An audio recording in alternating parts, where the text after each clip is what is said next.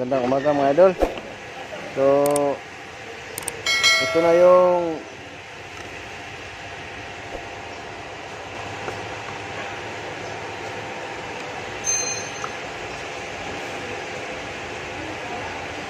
yung bagong vacuum switch valve niya mga idol. Ito yung Ford Escape mga idol na problema sa hard start at may check engine. Tapos nung in-scan ko, ito yung binasa. Tapos tinesting ko ito, wala siyang resistance, at pag aking manual test, hindi nag-function. Kaya ito yung inuna ko mga idol. Kasi sa mga possible, sa mga symptoms nito mga idol, hard start at check engine light. So ito yung in order mga idol. So ikabit natin ito ngayon mga idol.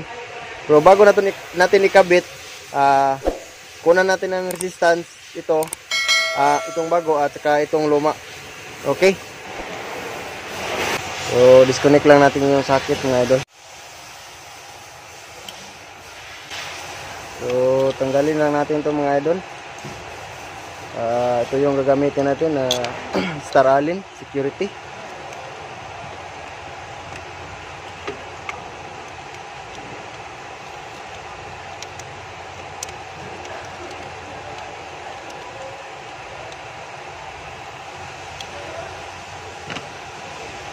Pag hard start mga idol, maraming dahilan yan mga idol. Pero nung in-scan ko ito, kasi meron check engine mga idol, tapos ito yung binasa, pati yung ayak valve. Pero ito yung inuna ko mga idol, kasi ito yung kalimitang kasagaran na nasisira. Tapos mag check engine. So at hindi naman ito laging hard start mga idol, minsan lang. So ngayon testirin natin ito, itong luma.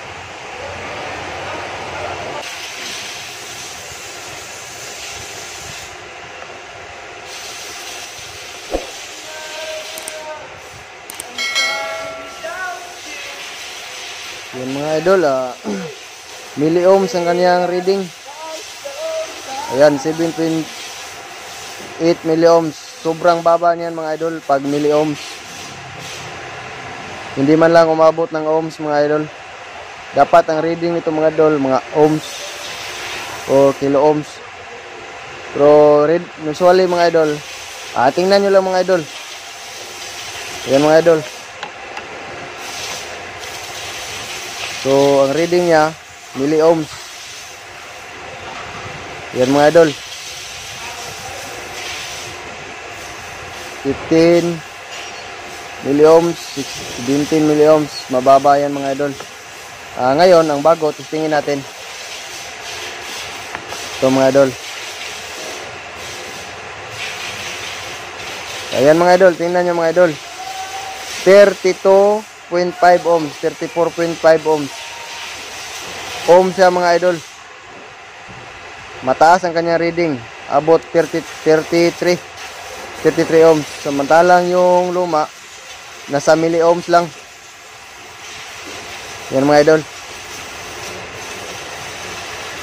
At mas mabuti mga idol, tanggalin ko yung isa, tapos kunan din natin ang reading.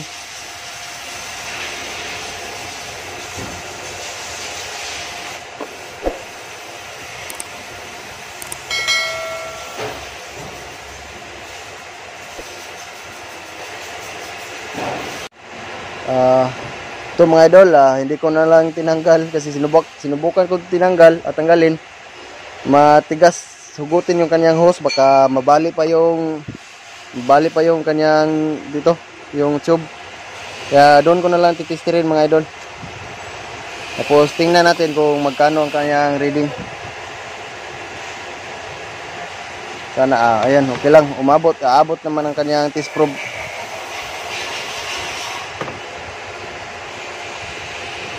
So yan mga idol.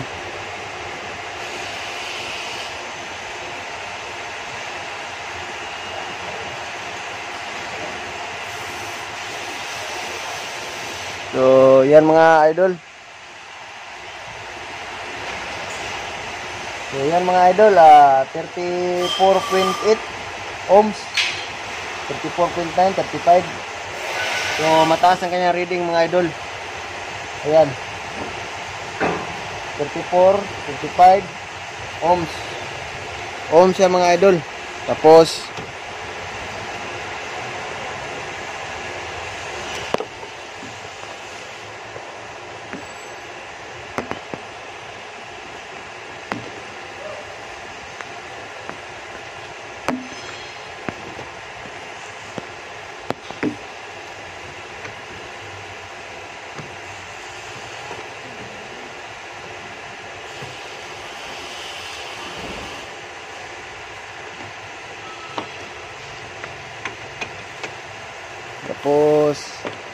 yung isang luma mga idol, 35 ohms.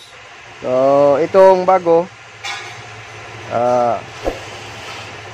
ayan, 39, 34, 33.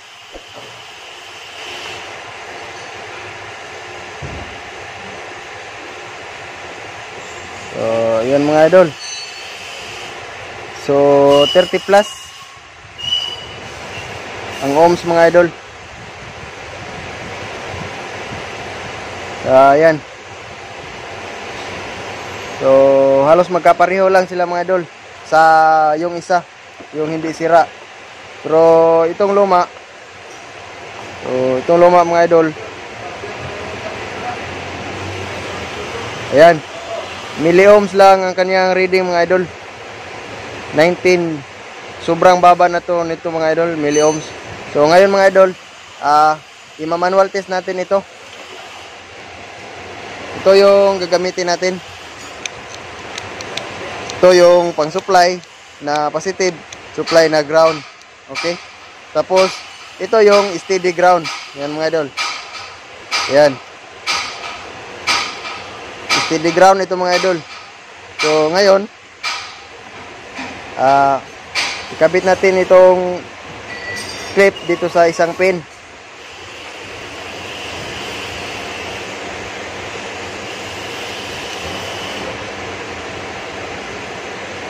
Tapos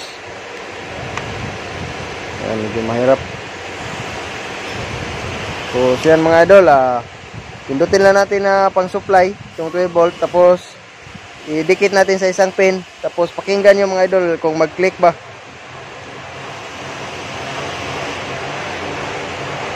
Yan mga idol, walang click. Hindi siya nag-click, wala siyang click. Ayan. At kung mapapansin nyo mga idol, ito yung clip kinabit ko sa isang pin. Tapos ito mga idol, isusupply ko dito sa isang pin. Dapat mga idol, dapat meron itong iilaw ito dito, iilaw ito. Pero ito mga idol, hindi umilaw. At hindi rin, pag sinuplayan natin, hindi rin mag-click. So ibig sabihin mga idol, sira ito. So ngayon ipapakita ko sa inyo itong bago. I-manual test din natin ito. Ganon rin, ikabit rin natin yung isang ang clip sa isang pin. Tapos tingnan natin kung iilaw ba ito mga idol. Idikit natin itong dulo ng test light dito sa isang pin. Ayan mga idol, no? Nagkaroon siya ng ilaw. So ibig sabihin mga idol, meron siyang continuity, hindi putol. Okay? Yan. So ngayon, supplyan natin. Tingnan natin kung mag-click ba ito. Ayan mga idol. Meron mag-click siya mga idol. Ayan mga idol, pakinggan nyo.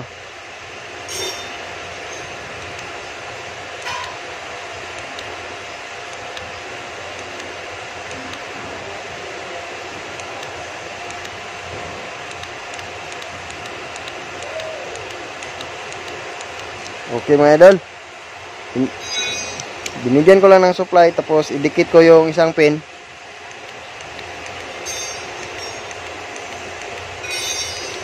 Ayan. So mag-click siya mga idol. Kung wala kayo nito mga idol, tapos kung gusto niyo malaman na okay pa ba to, nag-function ba? Kung wala kayo nito, pwede lang kayo gumamit ng wire mga idol, dalawang wire. Ikabit nyo yung isa doon sa positive, tapos yung isa doon sa negative. Yung dalawang wire, tapos yung isa, idikit nyo dito, yung positive, okay lang na magkabaliktad mga idol. Pag test lang naman yan. Ikabit nyo dito yung isa, tapos yung isang wire mula sa, ito, kunwari, mula sa positive, dikit, lagay nyo rito sa isang pin, tapos yung sa negative, huwag nyo steady, ganun-ganun lang, dito sa isang pin. Malalaman yung mga idol kung mag-function ba ito. Kasi pag mag-function ito mga idol, mag-click. So kung wala kayong test light o ganito, pwede kayong gumamit ng wire lang. So okay. So ngayon mga idol, ikabit natin ito. Ikabit natin ito dito sa kanyang lalagyan. So ayun mga idol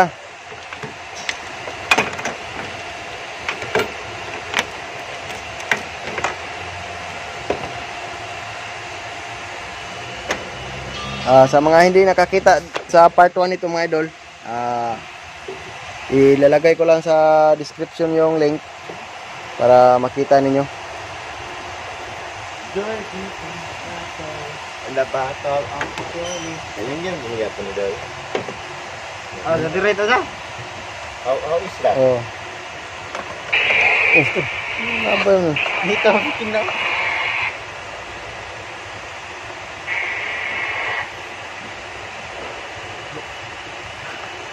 Chula ba? Oh. Boy, sula.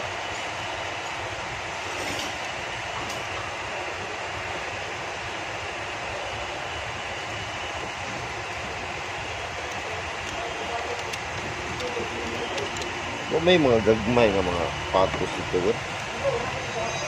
May mga gagmay nga patos. Anong maggamay-gamay mo kag sapatos nga dako mo kang tao? Yan, ayun. Wala kay steel to day. Tay dua basket ha. Wala kay steel to. Still to mo na eh. Pwede may dua sa basket awan na pala pa. Humo. Ate. Still to mo na eh. Humo ri.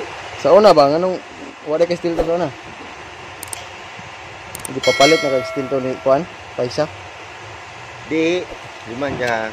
Text ko. Sige, fix. Kanang ma'am. Mm. Tawag ko. Ang tubag, ma'am. Ma'am, needed yun ma'am nga ako magkuhan ma'am, still to. Wa bitaw na mo reply. Unya, ni kalunes ato mo report man ko. Nipalit na lang ko. Pwede mo. Ano lagi? Sila kuan lagi wa man lagi nag steel to layang niya. Gani lagi. Okay, nanti mag-goal. Ano was patos ito nga kuhan, leather ba?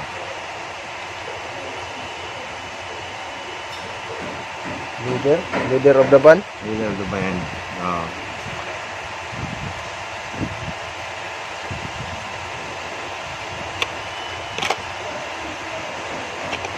Function na siya tanan dal. Ha? Function na siya. Function kayo. Very good mini-mini. Very good mo. Yeah. Okay kayo. So, dara mga idol, human na natong taod. So, karon mga idol, paapilin niyo og change oil sa tagiya. So, atong sikapo ng iyahang city. So, mga idol, dugay-dugay na gini nga white change oil mga idol. Hugaw na kayo og kuan. Hugaw na kayo og oil.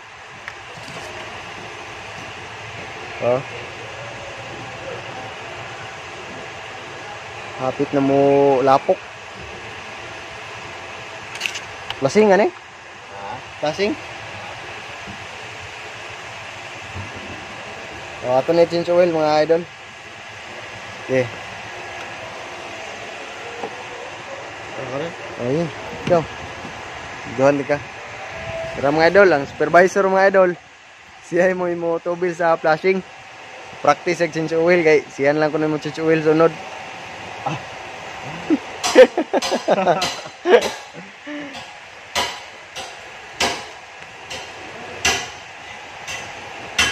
Mga idol. Kasi nga, crankshaft. Ha? Unsa? Kasi nga. Kani? Kuha ni? IMRC ba? Intake manifold runner control valve. Katong IMTB ba? IMTV. Ano lang pandaron? Sige, pandara lang.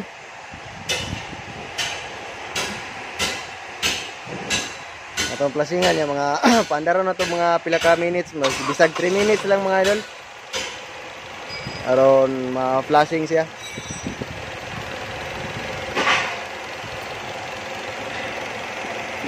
So, ayan mga idol, pinatay ko na yung makina.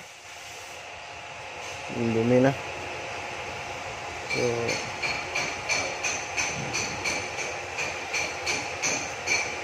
ngayon, drain natin yung dumi na yung kanyang city mga idol, yung oil. So, buksan na natin dito mga idol para tuloy-tuloy yung pag-agos ng yung engine oil. So, ngayon mga idol, drain natin ito. Hihiga naman tayo. I-update ko lang kayo mga idol kasi mahirap, walang taga-video. Okay. Drain ko lang ito. Meron itong drain plug dito. I-drain ko lang. Okay. Ito yung lalagyan ko mga idol.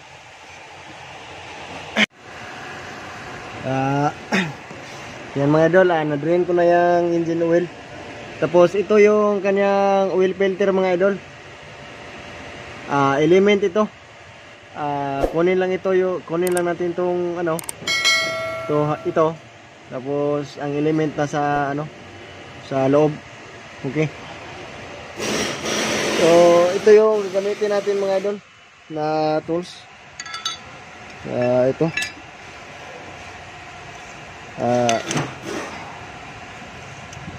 Pipilian lang natin ito kung saan dito ang sakar sa kanya. Update ko lang kayo mga idol. So ito yung kanyang oil filter mga idol. Ito element. So ito lang yung papalitan natin at saka itong o-ring. Meron itong o-ring. Ito. Papalitan natin. Okay.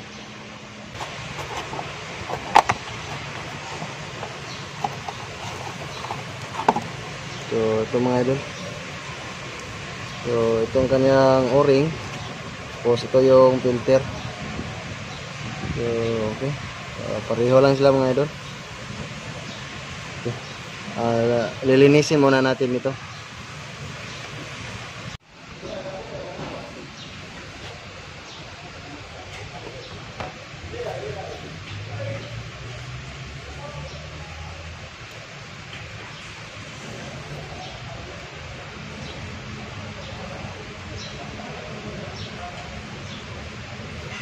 Ito mga idol, loose thread na. Loose thread mga idol. Dapat kukuhunin natin ito mga idol kasi meron itong o-ring na maliit dito sa loob. Pero ito mga idol, loose thread na. So di natin alam kung matatanggal pa natin ito. Subukan lang natin.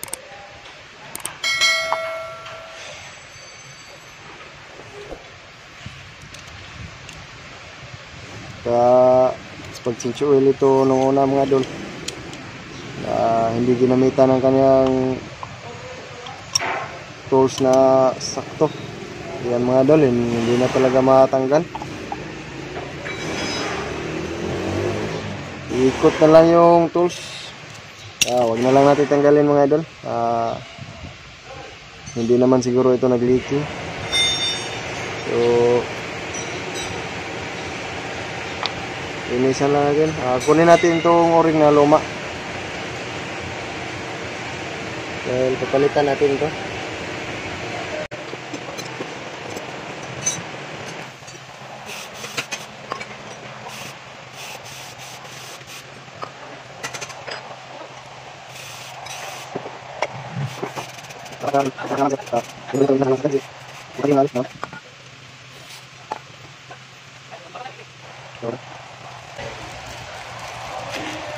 So, ito lang yung malaki na o-ring mga idol, kasi yung maliit hindi kasi matanggal, hindi kasi ito matanggal mga idol, kaya wag natin itong ikabit. So hindi naman siguro ito nag-leaking. So ito lang yung papalitan natin dito.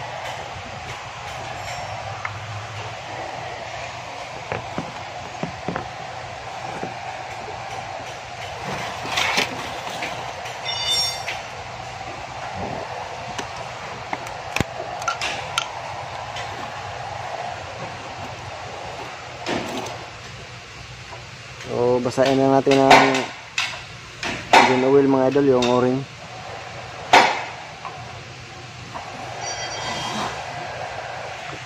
Tapos sabit natin. Okay. Tapos kabit rin natin to. Lagyan muna natin ng oil para hindi mahirap ipasok.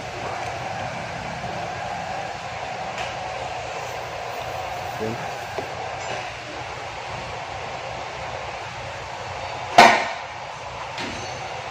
Okay.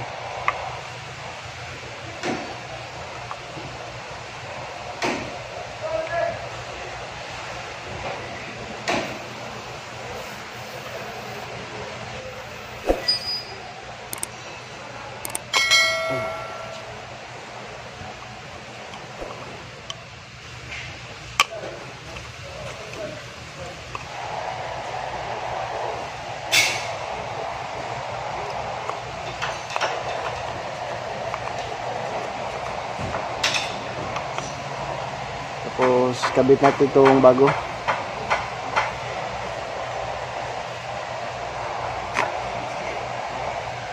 Yan. So ready to kabit na to. So kabit ko lang to mga idol.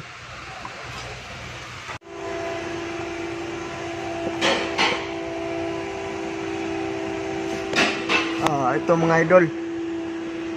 Sa tingin ko mga idol, pinilitan na siguro lahat to ng solenoid sa starter mga idol, kasi parang bago yung solenoid. Siguro mga idol, nag-trouble na sila nito na hard start, kaya ito yung pinalitan nila. Kasi ano mga idol, itong sakit na ito yung sa switch mga idol, para pag crank mo, ito yung susupply para andar itong starter. Ngayon mga idol, ang ginawa mga idol, hindi ito kinabit. Tapos itong meron silang nilagay na wire. So baka nag-trouble na sila sa hard start nito mga idol. Yan mga idol, kung makikita nyo, meron siyang wire na ito mga idol. Dapat itong sakit na itong maliit, dapat dito to mga idol. So ngayon ginawa nila na gano'n na sila, itong wire, tapos nilagay nila dito.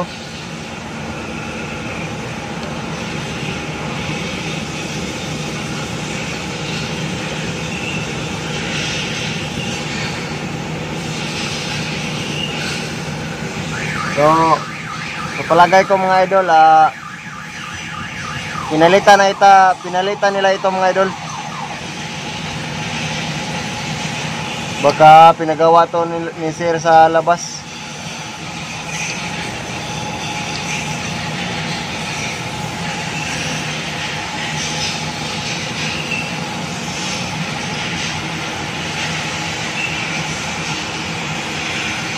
Okay. Ito mga idol, ito ginawa nila ng terminal para pangsaksak doon. So ayan mga idol, nakabit ko na yung drain plug at saka yung oil filter. Tapos nalagay ko na rin yung kanyang engine oil na tong 5 litro o 4 mga idol, 4 na litro na lagay ko na. Tapos check natin yung level.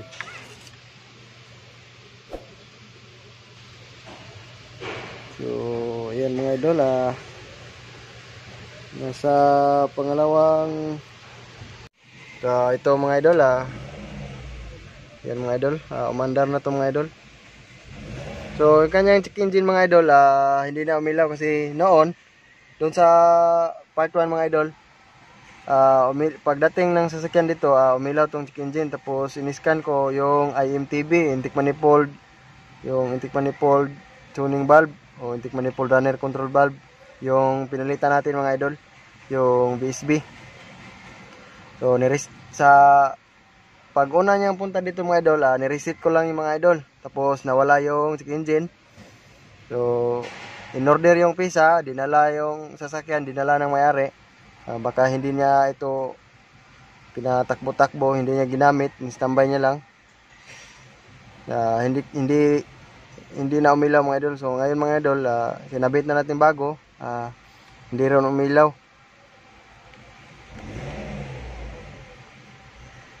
So pa-observe lang natin ito sa may-ari. Ngayon mga idol, tapos na itong na-change oil. Pero patayin muna natin mga idol para check up natin yung level ng oil kung sakto na ba. Okay, patayin muna natin. Punta tayo sa labas.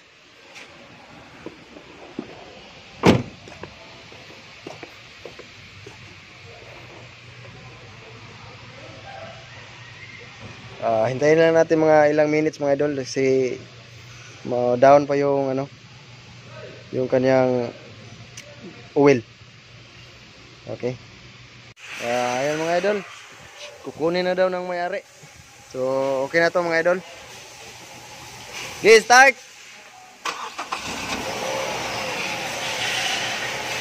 So ayan mga idol.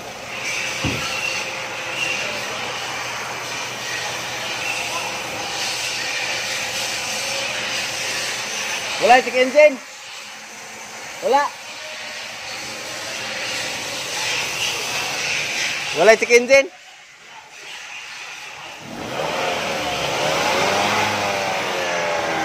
Okay mga idol, sarado natin yung hood kasi kukunin na daw ng may-ari. Nagmamadali mga idol.